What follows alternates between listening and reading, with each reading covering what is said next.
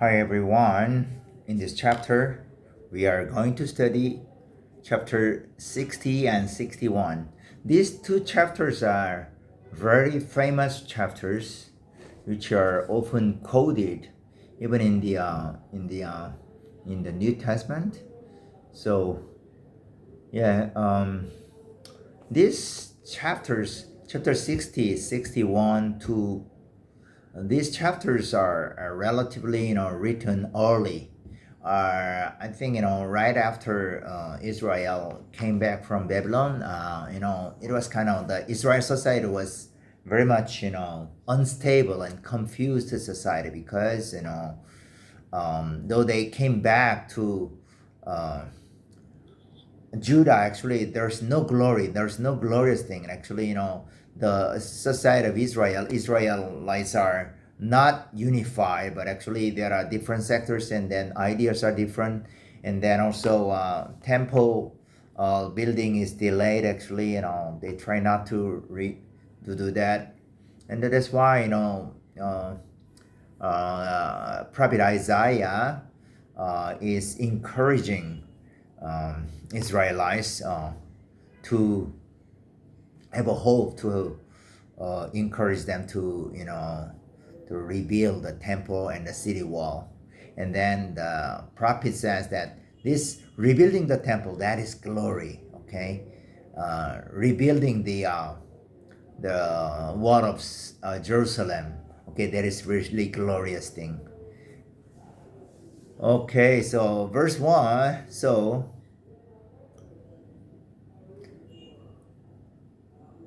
verse 1 says actually, arise, shine, for your light has come, and the glory of the Lord rises upon you. Um,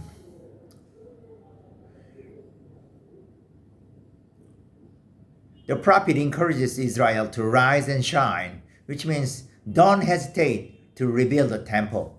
Okay, rise, shine. Okay, of course, we can interpret this one. Okay, so according to second Isaiah, he encourages Israel to go back to you will go back to um, Judah. Then if we understand chapter 60 verse 1 in these terms, then in this light, then we can so arise, shine, for your light has come, and the glory of the Lord has rises upon you. Means like, okay, it's time for you to uh, come back to Judah. But here usually from chapter 60 56 to the end, okay, the background is already people came back to Judah. So that's why rise, shine means that, okay, so don't hesitate, start rebuilding the temple. Okay, and then worship Adonai God there. Okay, so verse 2, now see, darkness covers the earth, and thick darkness is over the peoples, but the Lord rises upon you, and his glory appears over you. Right? There are some difficulties and hardships from inside and outside of returned community, but Adonai God will be with them. So you will be overcoming all these difficulties and hardships, okay? Because the light of Adonai God will be upon you. Though outside, okay, there are darknesses, right? But you will overcome. So don't worry. So rise up like that. So the prophet continues to say, okay, so from verses 3 to 7, yeah, like not only Israel comes, but also here the prophet says, okay, nations will come to your light, and the kings to the brightness of your dawn. Lift up your eyes and look about you, all assemble and come to you. Your sons come from afar. Your sons, right? Okay, Israel, and your daughters are carried on the hip. So, from afar means not only Israel, but come back to Judah, but also Gentiles come with abundant material. They are not just coming to Judah, but they are bringing materials to build the temple. So their material, including gold, incense, and animals, these will be used for worship. These will be used for rebuilding the temple. Verse 7 says, they will be accepted as offerings on my altar. Yes, I will adorn my glorious temple. That's right, yeah. They are coming with material. Okay, they'll come with animal offering to worship in the temple, right? So numerous Gentiles are coming and they will build the wall of Jerusalem. Wow, wonderful. The gate of Jerusalem will be open anytime so that offering from foreign land come and foreign kings to worship Adonai God and call Israel city of Adonai, city of Adonai, Zion of the Holy One of Israel. So then even Gentile people recognize Israel as the people of Adonai God. Yes.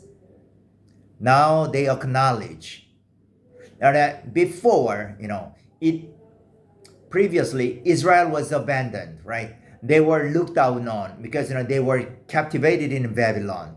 So they were not respected. But now even Gentile people, look up to Israel and they respect and recognize.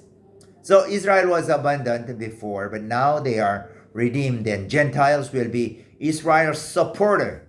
Okay?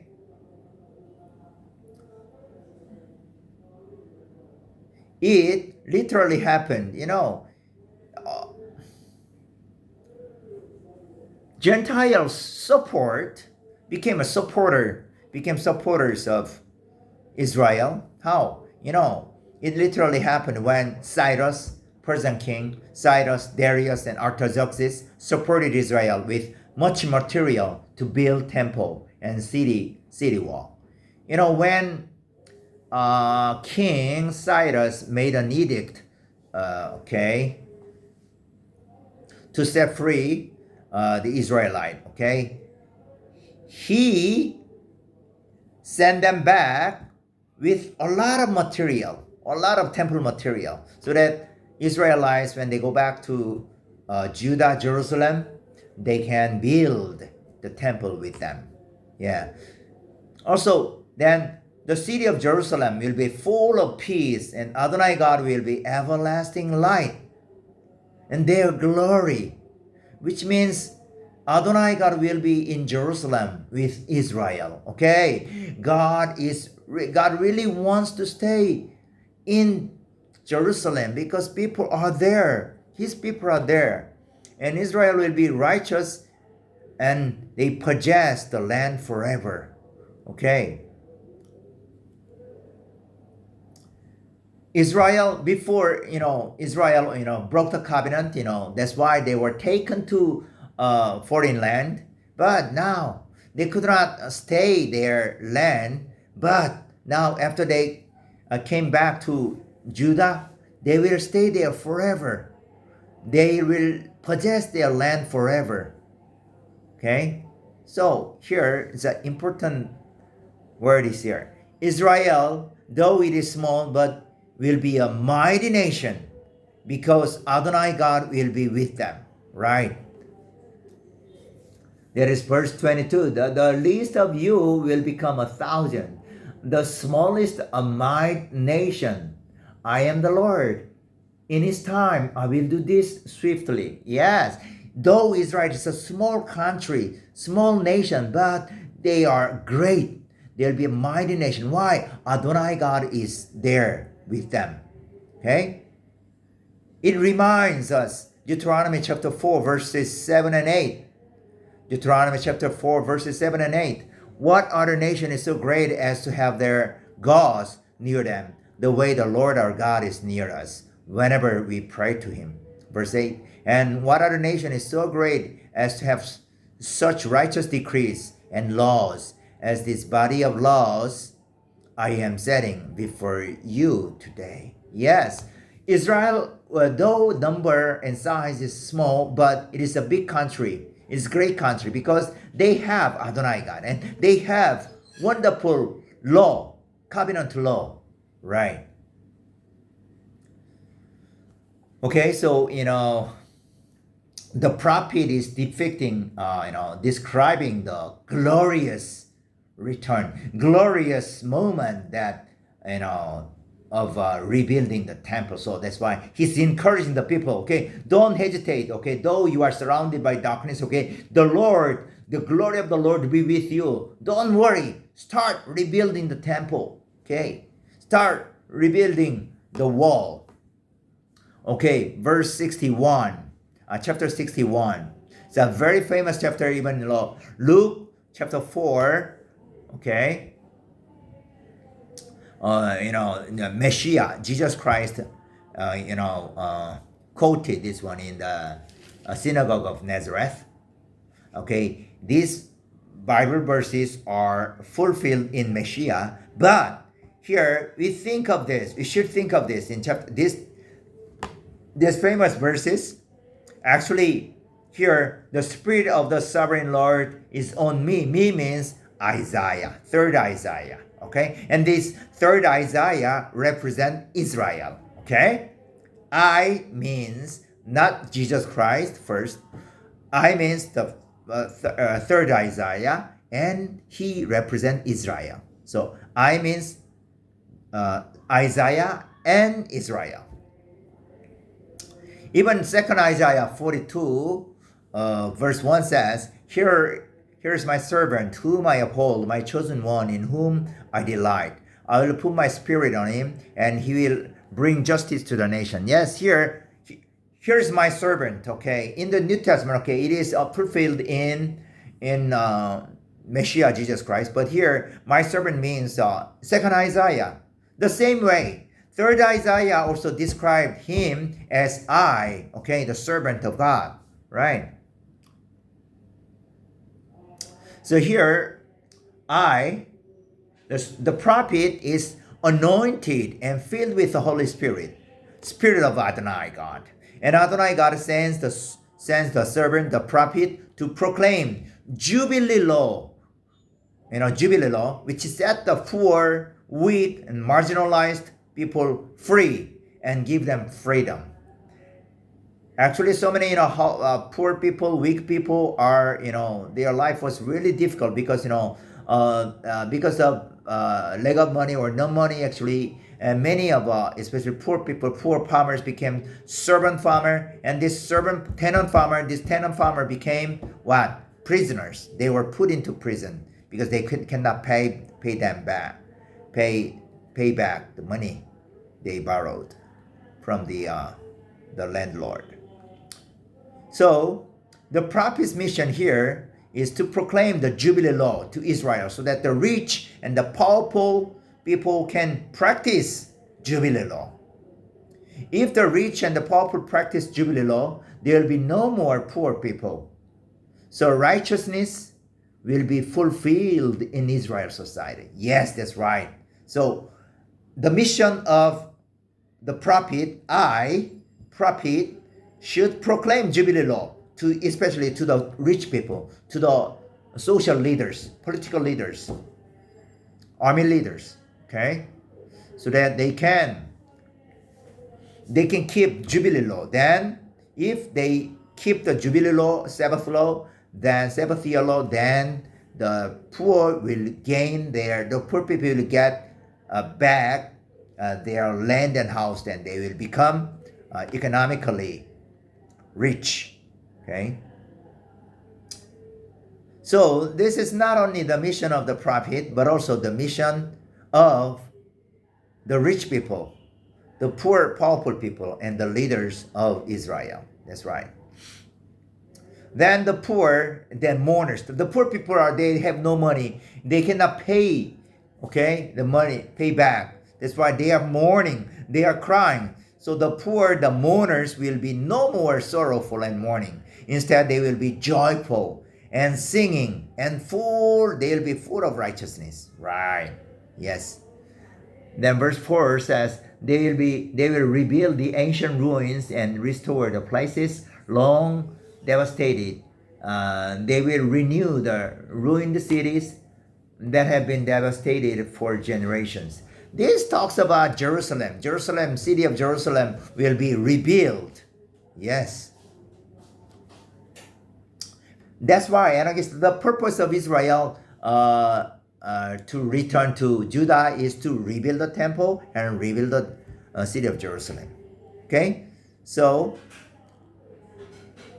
verses 5 to 7 talks about, Israel's honor is restored, and now they are exalted by the Gentiles who once mocked and looked down on and abandoned. These Gentile people, now they call Israel priest of the nation. Wow, priest of the Lord. Priest of the Lord. Gentiles are recognized Israel's intercessory position. Intercessory position means like Israel is like a priest to the nations. Between God and Gentile, so Israel is the priest to mediate, to bridge. So this is why even Gentile people recognize Israel's intercessory position of priest. And Gentile people know the mission of Israel. The mission of Israel what? Is mediating, them with God. Connecting them with God. Adonai God will exalt then Israel as he spoke to Israel in Exodus 19 verses 5 and 6. Okay, let us see first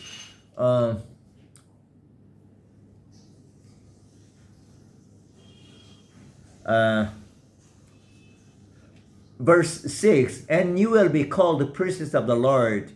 You will be named ministers of our God. You will feed on the wealth of the nations, and in their riches you will boast. Okay, this, especially the first half of verse 6, reminds Exodus chapter 19 verses 5 and 6. Now, if you obey me fully and keep my covenant, then out of all nations you will be my treasured possession. Although the whole earth is mine, you will be for me a kingdom of priests and a holy nation. These are the words you are to speak to the Israelites. Okay, for me, a kingdom, you will be a kingdom of priests and a holy nations. Right? This is the mediating mission of Israel.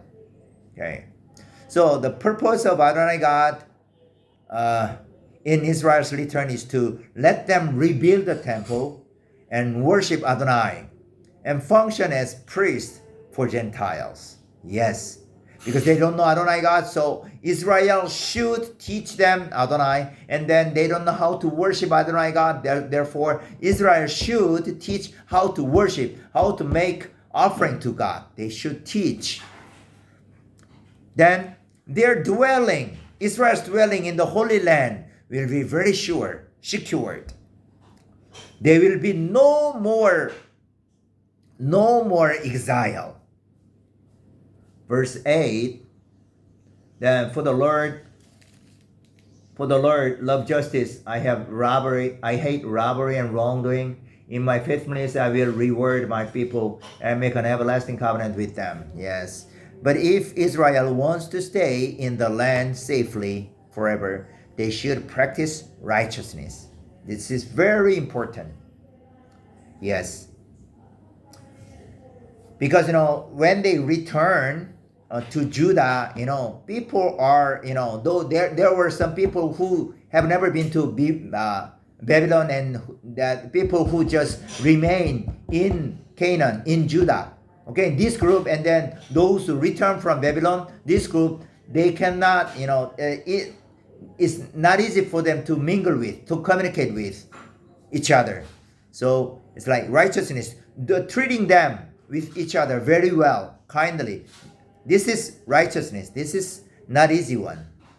So they have to keep practicing righteousness. Then Adonai God will make an everlasting covenant with them. Yes.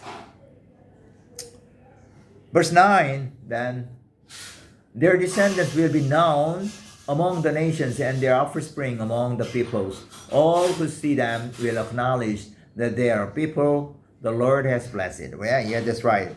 So their descendants will be renowned to the nations and be recognized by them. Yes. If Israel worship Adonai God, do their mission, they will be exalted by Gentile people. Yes. They will be famous. Yeah. And then Gentile people will respect Israel.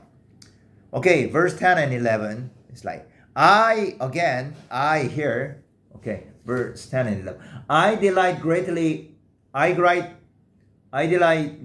in the Lord. My soul rejoices in my God. Here, I again is the prophet, the servant. Okay? So here, he also represents Israel. Okay? It is like, verses 1 to 3. Okay? He represents Israel. So Adonai God will beautify and adorn, decorate Israel with garments of salvation and with righteousness. What does it mean? God will glorify Israel people. It means that God will restore Israel. And then they'll be honored and be exalted by the Gentile people. Yes. And then Adonai God will make the people of Israel full of righteousness. Okay. Which means that they will keep the covenant. They will identify as the people of covenant with God.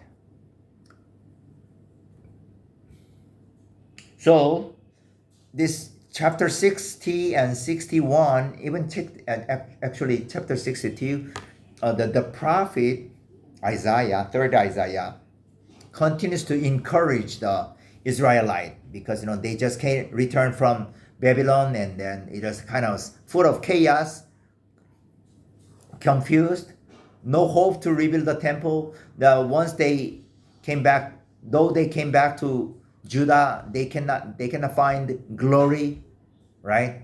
But that's why God sent Isaiah to encourage them. Okay, your salvation, your righteousness will come. Rise.